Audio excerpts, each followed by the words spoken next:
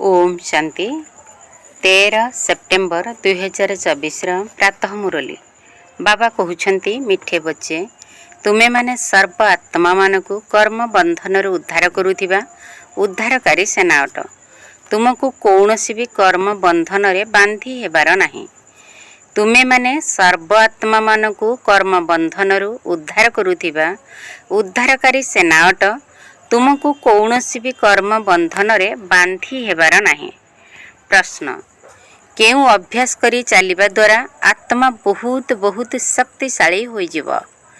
केउ अभ्यास करी चलिबा द्वारा आत्मा बहुत बहुत शक्तिशाली होई जीव। उत्तर जेते बेले भी समय मिलुछि शरीररु अलगा हेबार अभ्यास कर। देह ठारू अलगा हेबा द्वारा आत्मार शक्ति आपे आपे फेरी आसीबो, सेथिरे बल भरी जीव। तुमे माने हेउछ अंडरग्राउंड मिलिटारी अर्थात गुप्त सेना। तुमको एबे निर्देश मिलुछि अटेंशन प्लीज अर्थात एकमात्र बाबांकर स्मृति रे रुह, अशरीरी होई जाओ। ओम शांति। ओम शांतिर अर्थ तो बाबा भल भावरे बुझाइछंती। जेउठारे मिलिट्री छिड़ा होइथांती सेमानकु निर्देश मिले अटेंशन, सेमानकर अटेंशन अर्थात साइलेंस। एठारे मध्य तुमको बाबा कहउछंती अटेंशन अर्थात एकमात्र बाबांकर स्मृति रे रुह। मुख द्वारा कहिबाकू पडुछि, नचेत वास्तव रे से बाणीरु मध्य ऊर्ध्वरे रहिबा दरकार। अटेंशन बाबांक स्मृति रे अछ। बाबांकर निर्देश अथवा श्रीमत मिलुछि। तुमे आत्मा को जानिल एवं परमात्माकर परिचय पाइल। तेणु बाबा को मने पकाइबा बिना तुमे विकर्मा जीत अथवा सत्व प्रधान पवित्र होई परिबो नाही। एहा हेउछि मूल कथा।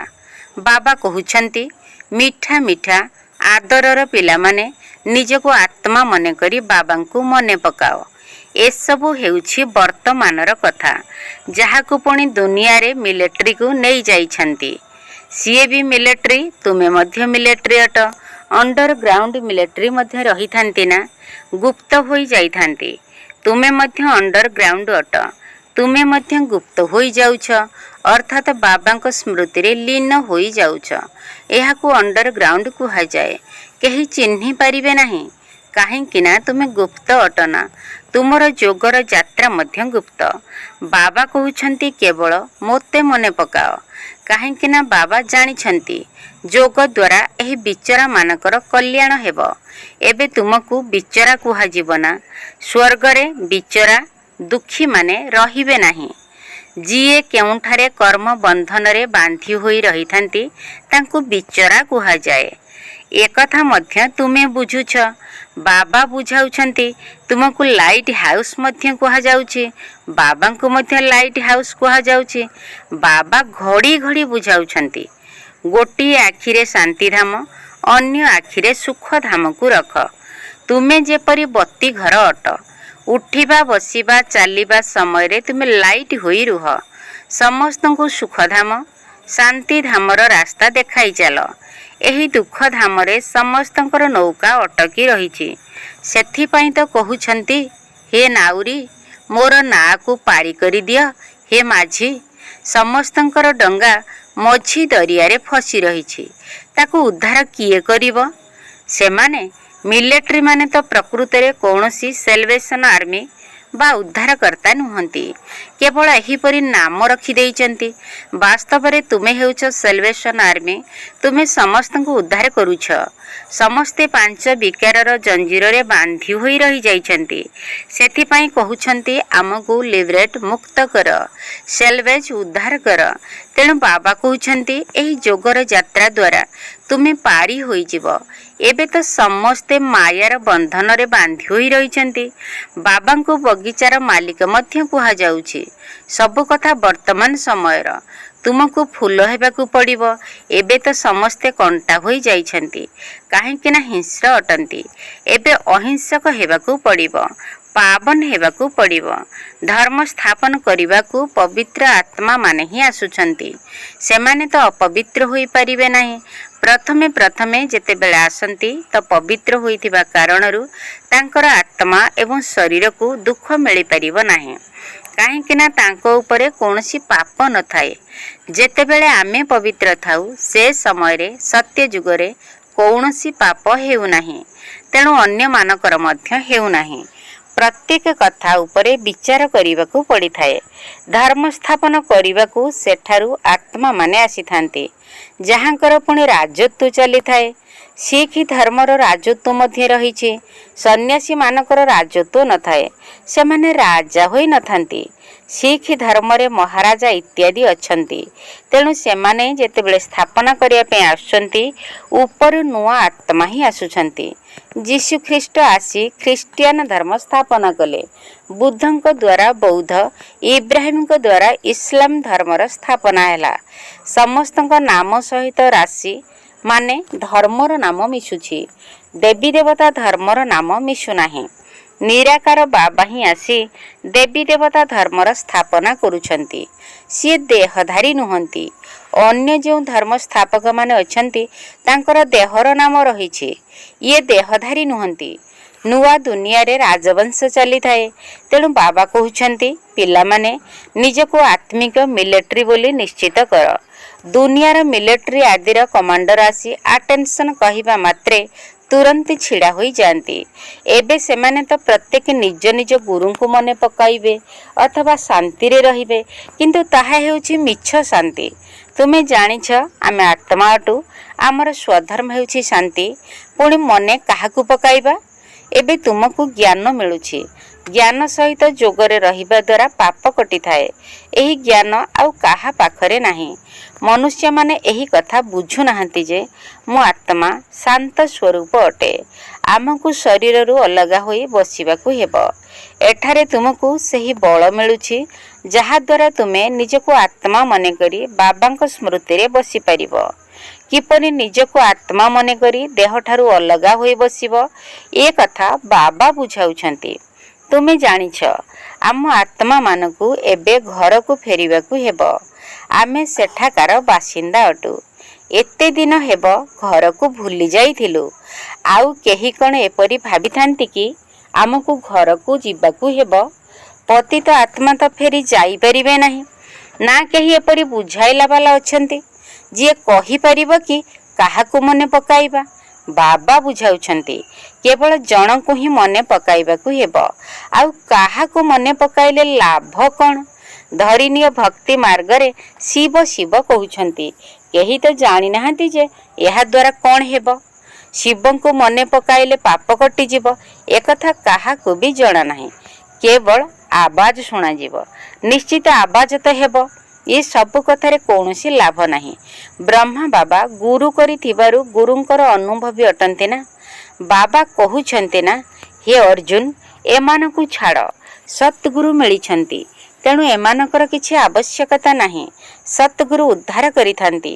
ବାବା କହୁଛନ୍ତି, ମୁଁ ତୁମକୁ ଆସୁରୀ ସଂସାରରୁ ପାର କରି ଦେଉଛି। ବିଷୟ ସାଗରରୁ ପାରି ହେବାକୁ ପଡ଼ିବ। ଏସବୁ ବୁଝାଇବାର କଥା। ନାଉରିଆ ତ ଏମିତି ନାଁ ଚଲାଇଥାଏ, କିନ୍ତୁ ବୁଝାଇବା ନିମନ୍ତେ ଏହି ନାମ ରଖାଯାଇଛି। ତାଙ୍କୁ କୁହାଯାଉଛି ପ୍ରାଣେଶ୍ୱର ବାବା, ଅର୍ଥାତ୍ ପ୍ରାଣ ଦାନ ଦେଉଥିବା ବାବା। ସେ ଅମର କରି ଦେଉଛନ୍ତି। ପ୍ରାଣ ଆତ୍ମାକୁ କୁହାଯାଏ। ଆତ୍ମା ବାହାରିଗଲେ କହିଥାନ୍ତି ନା, ପ୍ରାଣ ବାହାରିଗଲା। ପୁଣି ଶରୀରକୁ ରଖିବାକୁ ମଧ୍ୟ ଦେଇନଥାନ୍ତି। ଆତ୍ମା ଅଛି ତ ଶରୀର ମଧ୍ୟ ସୁସ୍ଥ ରହିଥାଏ। ଆତ୍ମା ବିନା ତ ଶରୀରରୁ ଦୁର୍ଗନ୍ଧ ବାହାରିଥାଏ। ପୁଣି ତାକୁ ରଖିକରି କ'ଣ କରିବେ? ଜୀବଜନ୍ତୁ ମଧ୍ୟ ମଲା ଶବକୁ ରଖନ୍ତି ନାହିଁ। କେବଳ ମାଙ୍କଡ଼ମାନେ ତାଙ୍କର ପିଲା ମରିଗଲେ ଗନ୍ଧ ହେଲେ ମଧ୍ୟ ସେହି ମୁର୍ଦାରକୁ ଛାଡ଼ନ୍ତି ନାହିଁ, ଜାବୁଡ଼ି ଧରିଥାନ୍ତି। ସେ ତ ପଶୁ, ତୁମେ ତ ମନୁଷ୍ୟ ଅଟ ନା। ଶରୀର ଛାଡ଼ିଗଲେ କହିବେ ତୁରନ୍ତ ଶବକୁ ବାହାର କର। ମନୁଷ୍ୟମାନେ କହିବେ ସ୍ୱର୍ଗକୁ ଗଲା। ଶବକୁ ଉଠାଇବା ସମୟରେ ପ୍ରଥମେ ପାଦକୁ ଶ୍ମଶାନ ଆଡ଼କୁ ରଖିଥାନ୍ତି। ପୁଣି ଯେବେ ସେଠାରେ ଶ୍ମଶାନ ଭିତରକୁ ପଶନ୍ତି, ପୂଜା ଆଦି କରିସାରି ଭାବନ୍ତି ଯେ ଏବେ ଇଏ ସ୍ୱର୍ଗକୁ ଯାଉଛି, ତେଣୁ ତାକୁ ବୁଲାଇ ମୁହଁ ଶ୍ମଶାନ ଆଡ଼କୁ କରିଦିଅନ୍ତି। ତୁମେ କୃଷ୍ଣକୁ ମଧ୍ୟ ସଠିକ ରୂପେ ଦେଖାଇଛ। ନରକକୁ ଗୋଇଠା ମାରୁଛନ୍ତି। କୃଷ୍ଣଙ୍କର ତ ଏହି ଶରୀର ନୁହେଁ, ତାଙ୍କର ନାମ ରୂପ ତ ବଦଳୁଛି। ଏସବୁ କଥା ବାବା ବୁଝାଇ ପୁଣି କହୁଛନ୍ତି, ମନ ମନା ଭବ। एठाकू आसी जेबे बसुछ तेबे अटेंशन बुद्धि बाबांक पाखरे लागी रहो। तुमर सबु बेल पई एही ध्यान रहुछि जे बंची थिबा पर्यंत बाबांकू मने पकाइबाकू हेबो। जोग द्वारा ही जन्म जन्मांतरर पाप कटि थाए। जोग नकले पाप मध्य कटिब नाही। बाबांकू मने पकाइबाकू हेबो। जोगरे बसिबा समय केबे हेले आखि बंद करिबा उचित नुहे। सन्यासी माने आखि बंद करी बसी थांती। केही केही तो स्त्री मानकर मुह मध्य देखंती नाही, पट्टी बांधी बसी थांती। तुमे जेतेबेले एठारे बसुछ सेतेबेले रचयिता एवं रचनारे आदि मध्य अंतर स्वदर्शन चक्र घुराइबा दरकार। तुमे बत्ती घर अटना, यहा हेउछि दुखधाम। गोटी आखिरे दुखधाम, अन्य आखिरे सुखधाम। उठिबा बसिबा समय निजको लाइट हाउस मने कर। बाबा भिन्न भिन्न उदाहरण दे बुझाउछंती। तुमे निजको मध्य सुरक्षित रखुछ। लाइट हाउस हेबा द्वारा निजर कल्याण करुछ। बाबांकू निश्चय मने पकाइबाकू हेबो। रास्तारे जदि केही देखा हुए तेबे तांकू मध्य कहिबा दरकार। परिचित लोक मध्य बहुत मिली थांती। सेमाने तो परस्परंकु राम राम कही थांती। तांकू कुह आपनकू जणा अछि एहा हेउछि दुःखधाम, ताहा हेउछि शांतिधाम एवं सुखधाम। आपण शांतिधाम सुखधाम को जीवाकू चाहुछंती। एही तीनोटी चित्र काहाकू बुझाइबा तो बहुत सहज। आमे आपनकू इशारा देउछु। बत्तीघर मध्य इशारा देई थाए। एही दुनिया रूपी ना रावणर जेल रे अटकी जाइछि। मनुष्य मनुष्यंकू केबे भी उद्धार करि परिबे नाही। से सबू तो आर्टिफिशियल हद्र कथा। एहा हेउछि बेहद्र कथा। ताहा मध्य सोशल सोसाइटीर सेवा मध्य नुहे। वास्तव रे एहा हेउछि प्रकृत सेवा। समस्तंकर भेळा पार करिवाकू हेबो। तुमर बुद्धि रे अछि जे मनुष्य मानकर कि सेवा करिवु। प्रथमे कहिबाकू हेबो जे तुमे गुरु करूछ मुक्ति धाम को जीवा पाई, बाबांक सह मिसिबा पाई। किंतु केही मिसु नाहंती। मिसिबार रास्ता बाबा ही बताउछंती। सेमाने भाबुछंती शास्त्र आदि पढ़िबा द्वारा भगवान मिलिथांती। आशा रखिथिले शेषरे पुणी कौनसी ना कौनसी रूपरे मिलिबे। केबे मिलिबे? बाबा तुमको सबु किछि बुझाइछंती। तुमे चित्र रे देखाइछ जे केवल जणको ही मने पकाइबाकू हेबो। जे भी धर्म स्थापक अछंती से माने मध्य एही परि इशारा देउछंती। काहेकि ना तुमे कल्प पूर्वे शिक्षा देइथिल, तेणु से माने मध्य सेही परि देउछंती। साहेब को जप, सेही बाबा ही हेउछंती सतगुरु। बाकी तो अनेक प्रकारर शिक्षादाता अछंती, सेमानकु कुहा जाउछि गुरु। अशरीरी हेबार शिक्षा केही भी जानि नाहंती। तुमे कहुछ शिव बाबांकु मने पकाओ। से माने शिवंक मंदिर को जाउछंती, तेणु सर्वदा शिवंकु बाबा कहिबार अभ्यास रही जाइछि। अन्य काहाकू बाबा कहू नाहंती। किंतु से माने गुरु माने तो निराकार नुहंती, शरीरधारी अटंती। शिव हेउछंती निराकार सत्य बाबा। से तो हेले समस्तंकर बाबा। समस्त आत्मा माने अशरीरी अटंती। तुमे संतान माने जेबे एठारे बसुछ तो एही निशारे बस। तुमे जानिछ जे आमे किपरि मायार बंधन रे बांधी होई रहिथिलु। एबे बाबा आसी रास्ता बताउछंती। बाकी समस्ते बांधी होई रहिछंती, मुक्त होई नांती। दंड भोग करी पुणी समस्ते मुक्त होई जिवे। तुमको बुझाउछंती जे दंड भोग करी पुणी रुटी टुकुड़ा नीच पद पाइबारे लाभ कण?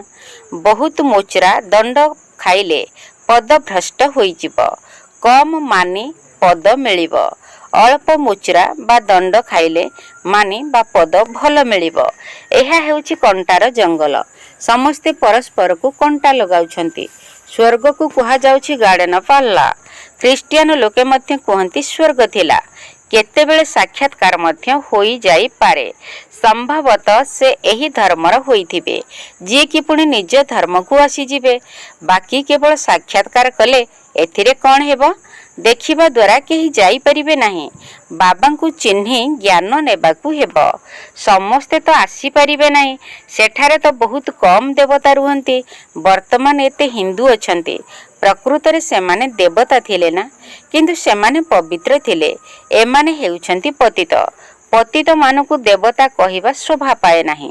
यह एक मात्र धर्म जहाकु धर्म भ्रष्ट कर्म भ्रष्ट बोली कुहा जाउछि। आदि सनातन हिंदू धर्म बोली कहि देउछंती। देवता धर्मर नाम मध्य रखु नाहंती। आम पिला मानकर मोस्ट बिलव्ड बा अति प्रिय हेउछंती बाबा, जिए कि तुमको कौन रु कौन करी देउछंती। तुमे बुझाई पारिबो जे बाबा किपरि आसुछंती।